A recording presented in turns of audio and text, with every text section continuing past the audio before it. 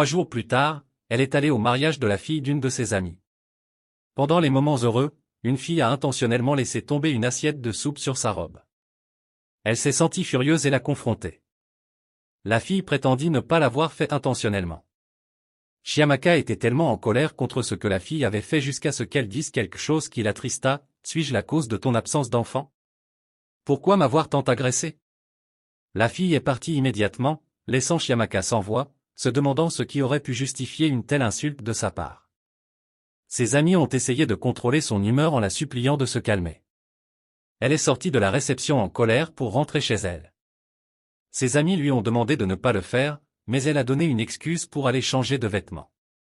Elle est finalement partie et la mère de la mariée, qui est son amie, a traité la fille de grossière à part pour lui parler. J'ai fait ce que tu m'as demandé de faire, dit la fille en s'éloignant. Et est-ce que je t'ai dit de l'insulter à ce point? OYA, retourne à ton message, dit Suzanne. La fille courut dehors, entra dans sa chambre, l'air si triste que son mari, qui était dans le salon, se leva immédiatement pour vérifier comment elle allait. Elle lui raconta ce qui s'était passé et il la consola immédiatement. Pourquoi certaines personnes se sentent-elles bien en insultant une femme stérile? Est-ce ma joie d'être stérile? Oh mon Dieu, c'est trop pour moi, dit-elle en pleurant. Ce n'est pas de ta faute, mon amour, en fait ce n'est pas de notre faute.